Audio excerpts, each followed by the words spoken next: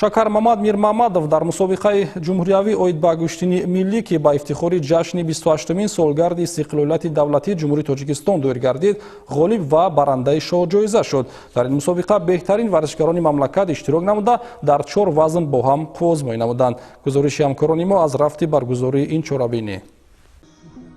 Барои боло бардоштани нуфузу манзарати варзишҳои суннатӣ, алалхусус гӯштини миллӣ, масъулини соҳаи варзиши мамлакат саъю кӯшиши худро бештар мекунанд. Дар ин замина ба ифтихори ҷашни 28-мин солгарди истиқлолияти давлатии ҷумҳурии Тоҷикистон дар Наврӯзгоҳи пойтахт мусобиқаи ҷумҳуриявӣ оид ба гӯштини миллӣ баргузор шуд. Чорабини мазкур бо ибтикори мақомоти иҷроияи ҳокимияти давлатии шаҳри Душанбе, Кумитаи Корбоҷавонун ва варзиши мамлакат ва Федератсияи гӯштини миллӣ, гӯштингирии ҷумҳурии Тоҷикистон рӯй даст гирифта шуд, ки дар он беҳтарин паҳлавонони ҷумҳурӣ иштирок намуданд. Дар маросими ифтитоҳи мусобиқа аз ҷониби Федератсияи гӯштини миллии мамлакат ба чанд тан аз собиқадорону мураббиён мукофотҳои пулӣ тақдим гардид. Баъдан пас аз садо дони суруди миллӣ рақобатҳо дар 4 вазн 65, 75, 90 ва ҷамъи 90 килограмм идома ёфтанд. Дар ин маъракаи паҳлавонӣ, ки дар ҳузури мухлисони зиёди гӯштингирӣ сурат гирифт, ғолибиятро дар вазни 65 килограмм паҳлавони шинохтаи мамлакат Разиалло Лоиқов ба даст овард. ӯ дар финал Ёқубҷон Боқиевро шикаст дод. Рақобати мазкур аз оғоз то анҷом пуршида сурат гирифт. Синаи сеюмро Хайрандеши Муродзода ба даст овард.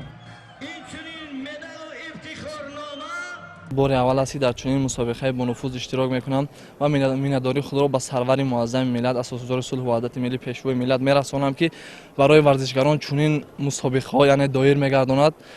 мо варзишгарон яъне чӣ қадаре ки ҳамин мусобиқаҳо зоид шаванд, ҳамон қадар дӯсту иттифоқ мешавем. Дар даври ниҳои вазни то 75 килограмм бошад, Маҳмадшариф Наҷмиддинов бо Саид Мухтор Расулов нерӯ санҷид. Дар ин вазн Маҳмадшариф Наҷмиддинов бар ҳарифи худ зафар ёфта, унвони қаҳрамониро ба даст овард. ҷои сеюм насиби Хисраф Аламов гардид. Дар даври ниҳои вазни то 90 килограмм Саид Ҷамол Алимардонов бо паҳлавони дигари мамлакат Ҳақназар Назаров қувва озмуд. Дар ин вохӯрӣ Саид Ҷамол Алимардонов ниҳоятан бо касби имтиёзҳои бештар сазовори нишонии тилло шуд. Мақоми сеюми ин вазнро Улуғбек Раҳимов бо мағлуб кардани Эмомалӣ Камолов соҳиб гардид. 28 солгарди истиқлолият буд ки ман дар ин сазовори ҷои аввал шудам ва мехоҳам ки мин баъд тамринҳоро зиёд кунаму ба мусобиқаҳои байналмилалӣ бештар иштирок кунам, сазовори ҷои намоён шаваму парчами азди худро баланд бардорам. Ниҳоятан дар вазни ҷамъи 90 килограмм ки шоҳҷоизаи мусобиқа ҳам дар ин вазн муайян шуда буд, ба татами ду паҳлавони шинохтаи кишвар Саидҷалол Саидов ва Шакармамад Мирмамадовро лобалои ҳам овард.